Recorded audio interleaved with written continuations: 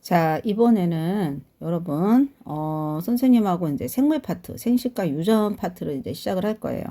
자, 그러면 생식과 유전 파트에서는 여기서는 뭘 공부하는 게 좋으냐면 용어의 의미를 아는 게 되게 중요해요. 그래서 워크북은 여러분들이 필기한 친구와 안 한 친구들도 있고, 그리고 교과서에 있는 용어가 설명이 훨씬 더 이렇게 정돈되어 있기 때문에 교과서랑 같이 펴놓고 이렇게 하겠습니다. 자, 그래서 여러분들이 여기 교과서 지금 우리 동아출판사 여기 생물이 자란다는 것은 해가지고 169쪽을 펴서 같이 펴놓고 같이 공부를 하면 돼요. 자, 먼저 어디쯤에 어디에 내용이 있는가를 보면서 하나씩 여기서 선생님이 찝어서 지금 시험 공부를 시켜주는 거니까 이거를 급하게 공부하는 친구들은 선생님의 영상만 들어도 충분히 따라올 수 있다는 거 믿고 따라오기 바랍니다. 자, 봅시다. 여기에서 보면 먼저 문제를 보도록 하겠습니다. 문제를 좀 더 보면 자, 생물체의 크기를 결정하는 것은 하고 물어봤어요. 자, 이거는 그냥 외워둬야 돼요. 외우기. 근데 이 외우기를 어디에서 근거를 해야 되느냐? 요 파트로 가보도록 하겠습니다. 요 파트에 갔더니 강아지의 몸집이 점점 커지는 것처럼 생물이 몸에 자라는 것을 뭐라고 얘기하느냐? 생장이라고 한다라고 했어요. 자, 생장.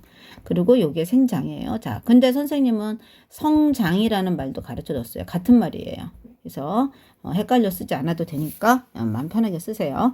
자, 생장은 생물의 몸을 이루는 세포가 나누어져 그 수가 일어나는 과정을 통해 일어난다 라고 그랬어요. 세포가 나누어져 그 수가 늘어나는 과정, 바로 세포의 수가 늘어나서 몸집이 커지는 거다. 근데 중요한 거, 여기 중요한 말이 나오죠. 세포의 크기가 커지는 것이 아니라 단순히 세포의 수가 늘어나서 몸집이 커진다라는 걸 여러분들이 알아야 됩니다. 자, 그리고 이것이 바로 뭐냐면 세포의 크기가 커지는 대신 세포의 수가 늘어나는 까닭은 바로 뭐와 관계가 깊냐라면 관계가 깊대. 뭐래? 물질 교환이랑 깊어요. 자, 이거를 여기 가서 설명을 한번 해보도록 하겠습니다. 자, 요렇게. 자, 선생님 워크북에는 이제 너희들 연습할 때는 큰 거 작은 걸로 했는데, 자, 요렇게 큰 것이 하나 있고, 요렇게 작은 것이 하나 있습니다. 자, 그러고 근데 세포가 하는 일이 뭐예요? 세포가 하는 일이. 세포 안에서 무슨 일이 일어나죠? 여기 세포 안에서 무슨 일이? 세포 안에서는 뭐가 일어나요? 영양소가 있죠. 영양소가 산소를 만나서 이 안에서 뭐가 일어나죠? 에너지가 일어나고 물하고 이산화탄소가 나온다 그랬어요. 자, 그랬을 때 영양소, 어이구, 큰일 났네. 자, 선생님이 이거를 자, 여기에서 영양소가 여기에서 보면은 영양소가 바깥에서 여기로 들어와야 되고 산소도 다른 데서 공급을 받아서 이렇게 들어온 다음에 얘네들이 에너지는 그냥 바로 방출되는 거고 물도 나와야 되고 CO2도 바깥으로 나와야 돼요. 얘네들이 서로 어떻게 되느냐면 교환을 하죠.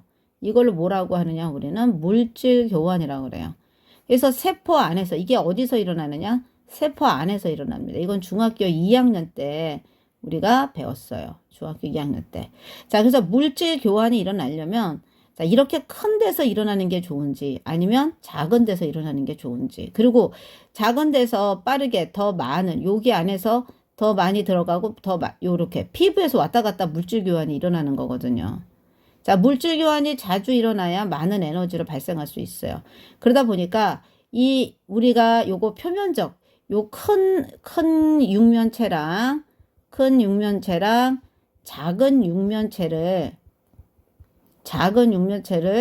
전개도로 펴보면 어느 쪽이 이 겉넓이가 더 넓냐 하면 자, 겉넓이가 넓으냐 하면 우리 얘네들을 딱 요렇게 우리가 요거를 가지고 공부를 했어요. 자, 이렇게 해서 요거를 이렇게 딱 보면 이렇게 내가 내려서 자, 요걸 내려서 볼게요. 얘를 요렇게 내려서 얘를 좀 보면 아까 우리 요거를 비교해서 보면, 이렇게 비교해 볼게요. 자, 이렇게 해서 비교를 해서 보면, 얘가 몇 개가 만들어지느냐 하면, 요렇게 잘라져가지고, 이렇게 해서, 큰 거가 이렇게 해서 보면은, 딱, 눈에 들여다 보면은, 얘가 여기가 2cm, 여기는 1cm예요. 자, 이거 다 정육면체거든요. 정육면체. 그러면 여기에 얘가 몇 개 들어가냐면, 요렇게 해서 요렇게 잘라서 이렇게 보면, 여기에 4개가 들어가고, 아래 4개, 8개가 들어가죠. 얘 조그만 게 여기 안에 8개가 들어가요. 그러면 8개의 건널비가, 자, 큰 거에 비해서 8개의, 이거 보면, 얘는 지금 요거의 하나의 건널비가 얼마가 나오느냐? 예, 462 24지만, 요거 24지만, 자, 여기에 딱 보면, 요 24지만, 지금 여기 안에 얘를 갖다가 8등분을 해버리면 작은 게 나오거든요. 그러면 걔네들의 건널비를 딱 요렇게 해서 보면은 48제곱 센티미터가 나와요. 결국은 얘가 정육면체, 큰 정육면체 1개, 그 다음에 이 작은 정육면체 8개를 하면 이 둘의 부피는 같아요. 부피는 같습니다. 자, 그렇지만 얘네들이 가지고 있는 건널비는 누가 더 넓으냐? 얘가 이쪽이 넓다는 얘기예요. 왜냐하면 펼쳐보면 각각의 건널비가 얘는 한 방으로 되지만 얘가 8개가 있기 때문이죠. 8개가. 그래서 같은 크기의 정육면체로, 그러니까 8개를 쌓은 정육면체, 작은 정육면체로 8개를 쌓은, 이렇게 8개를 쌓은 정육면체랑 한 방으로 있는 정육면체는, 자, 누가 더 건널비가 넓냐? 얘가 더 넓어요. 그렇게 된 이유는 뭐냐면, 건널비가 넓을수록 넓은 면적에서 바로 그걸 할 수가 있는 거예요. 넓은 면적에서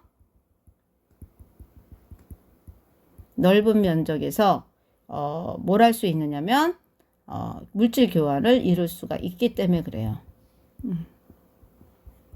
바로 요겁니다. 자, 그래서 우리가 여기까지 먼저 배운 걸로 우리가 문제를 한번 풀어보도록 합시다. 자, 그래서 여기 문제를 이렇게 선생님이 좀 이렇게 갖고 얘를 하나, 자, 이렇게 해서 조금 이렇게 안 커지지? 자, 이렇게 해서, 자, 이렇게 해서면은 얘를 가지고 풀어보도록 하겠습니다. 자, 선생님이 이제 가져온 걸로. 자, 그럼 한번 풀어볼까요? 생물체의 크기를 결정하는 게 아까 뭐라 그랬어요? 세포의 수. 세포가 어느 정도 커지면 분열하는 까닭을 설명한 것으로 가장 타당한 것은 하고 나왔어요. 자, 세포가 어느 정도 커지면 분열하는 까닭은 결국은 뭐 때문이었어요? 아까 머릿속으로 외운 거. 바로 물질 교환이죠. 자, 물질 교환이 잘 일어나려면은 뭐가 더 넓어야 된다고 그랬어요? 건널비를 넓혀야 된다고 얘기했어요. 자, 그러면 같은 크기에 있는 정육면체를, 자, 요렇게 더 쪼개서 요렇게 쪼개서 얘 건널비를, 얘를 건널비, 자, 요거를 한번, 자, 선생님이 얘를 2cm, 2cm, 2cm, 얘는 1cm, 1cm. 자, 그러면 얘 건널비가, 얘가 4잖아요. 그러면 4 곱하기 6은 24입니다. 자, 그리고 여기 1은 요거 하나만 떼가지고 뭐 각각의 건널비를 구해야 되니까. 그러면 각각의 건널비에 여기가 1이니까 1이 몇 개 있어요. 이것도 6개가 있으니까 6이잖아요. 자, 그런데 6이 얘가 몇 개가 있냐면 곱하기 8개가 있으니까 48세제곱센티미터예요. 제곱센티미터예요. 자, 그러면 이만큼을 더 넓은 범위에서 물질 교환이 가능하다라는 얘기예요. 그러면 그 말이 어떤 말이냐면 바로 요 말이에요. 세포 분열을 하면 크기가 계속 커지는 것보다 부피에 대한 표면적의 비가 증가하여 물질 교환에 효율적이기 때문이다. 그래서 요 4번에서 요 말이 결국은 지금 내가 설명한 요 말의 의미다라는 거를 여러분들이 알았으면 좋겠습니다. 자, 이렇게 해서 일단 생장과 그 다음에 그 세포의 수로 부피를 증가하는 거와 그 다음에 생장한다는 거와 그 다음에 부피가 그러니까 그 세포가 크기를 키우는 게 결국은 효율적인 물질 교환을 이루어지는 거다. 그래서 그것이 결국은 부피에 대한 표면積비를 늘려서 더 많이 흡수할 수 있도록 한 거다라는 것까지 정리해서 외워두기 바랍니다.